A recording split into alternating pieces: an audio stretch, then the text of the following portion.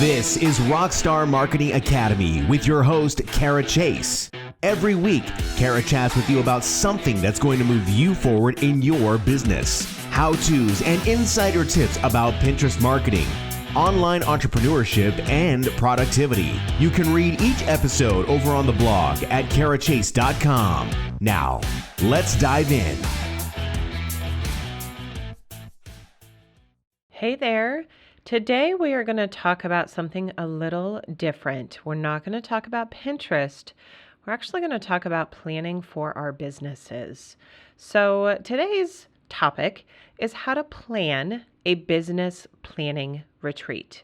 Sometimes in order to truly see our business as the CEO, we need to take a step back and get away from it all. Away from the emails, the instant messages and texts, the home to-do list, the kids, everything that is part of day-to-day life. If you're a work-from-home entrepreneur, especially a parent, the workday can be a rat's nest of stuff to do, both personal and professional. You do your best to plan your week and stay focused, but life inevitably happens and we tend to react to immediate needs of others. Ideally, in the best of times, we carve out space for family-only days, self-improvement and education, and do our darndest to only check email a couple of times per day. But the edge of those spaces tends to get fuzzy and gray over time. There are several years that I felt a lot directionless in my business. I knew I had to make big changes to stop losing control of my time and my plans. I was tired of being the worker bee, constantly trying to catch up and feeling underpaid. I went on my own business planning retreat for the first time in the fall of 2017. I was able to lock myself in a nice hotel room with an incredible view for almost 3 days to take stock of 2017 and plan for 2018. It was incredible. I went with a plan of action. And over on the blog, you're going to see a free content upgrade for your own workbook to plan your planning retreat. And I got more done in that short amount of time than I thought humanly possible. I'm a natural introvert who recharges by being left alone.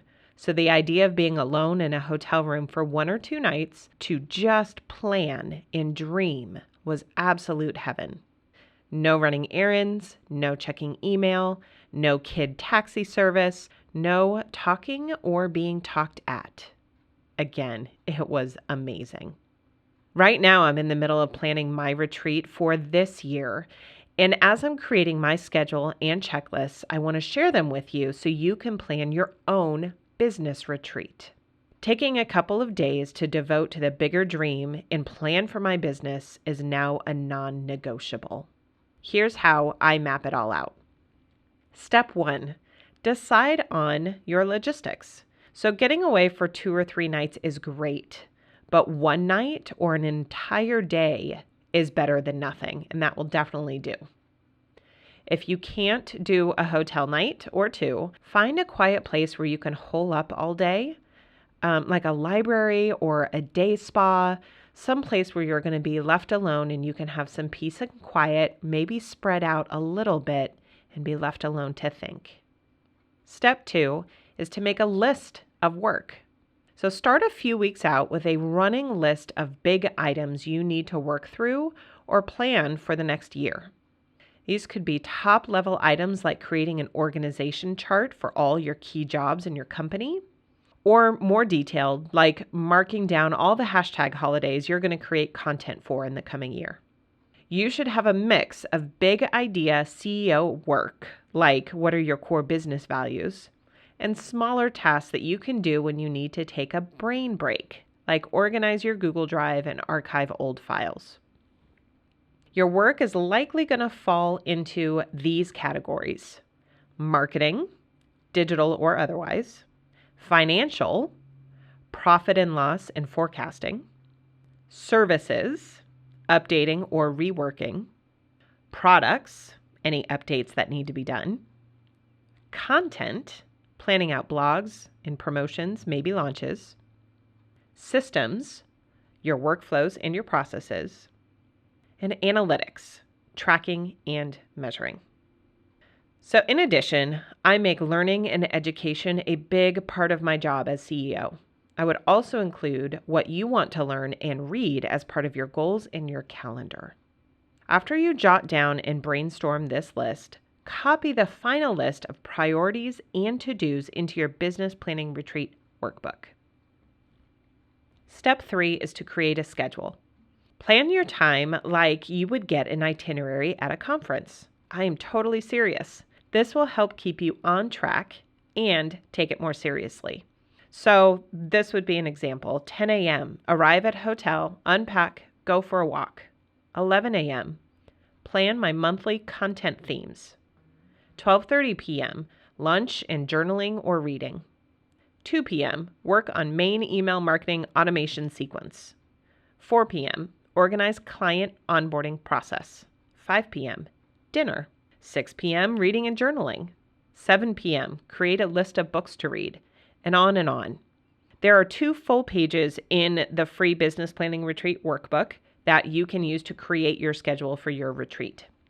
I highly recommend switching back and forth between brain-intensive projects such as systemizing, processing, maybe doing your financials, and giving your brain a break like reading or journaling or going for a walk or going to have something to eat, or even, like I said, those simple, tedious tasks like organizing a Google Drive folder. Step 4 is to pack. You want your fun office stuff with you as well as any business essentials. If you're in a hotel room, hopefully there's a desk where you can work. If you're in a close-to-home location like a library, try to find a table or a quiet area to yourself where you can spread out. I am a total office supply junkie, and I have a carry-on suitcase just for all the items I'm bringing to help me plan it all out. So here's a quick list of my essentials for my business planning retreat. My laptop, of course. I also bring a mouse because I don't like working with a laptop track mouse. I bring wireless earbuds, and in case I'm inspired to do any sort of content creation, I will bring my webcam, microphone, DSLR camera, tripod, and ring light. You also want to make sure you bring chargers for all the things. For office supplies, I bring tons of Post-its, colored pens, and Sharpies. I bring my business planner, and I even bring large wall stick Post-it notes. Then I have my notebooks, paper clips, maybe a book or two, and anything that I want to bring for my hotel room, like sparkle water, snacks, even a bottle of champagne. Basically, I go a full-on beautiful mind at my business planning retreat. And then the last step, step 5, inform everyone that you are unavailable. Let your clients know you will be out of the office. Let your significant other know you're unavailable unless there's an emergency. Delete your Facebook app from your phone. Turn your out-of-office responder on for your email. There's probably a few more steps you could take to really be unavailable. Seriously, I am not kidding about doing this last step. It's just as important as remembering to bring your laptop. You will not get nearly what you need out of your planning retreat unless you focus and give yourself that time. The business planning retreat is ideal to do in the fall, although you could do it any time of year. By fall, I have a good indication of how my year has gone, what's worked, what hasn't, what I want to cut out for next year, what I want to add into next year, and it's the perfect time to really sit and dream and plan, tie up any loose ends from the year, and move forward. If you need an accountability partner or a few to help you keep on track, join the community inside Pinterest PowerUp. We're a membership community focused on Pinterest marketing, entrepreneurship, and productivity. Thanks so much for listening. Head on over to the blog to get that free content upgrade, the Business Planning Retreat Workbook, and shop all my home office essentials in my Amazon store. See ya. Thanks so much for listening, Rockstar. Make sure you subscribe so you don't miss an episode. Want to know more about Pinterest marketing for your online business? Head over to PinterestPowerUp.com, the first Pinterest marketing membership designed for entrepreneurs. We'll catch you next time.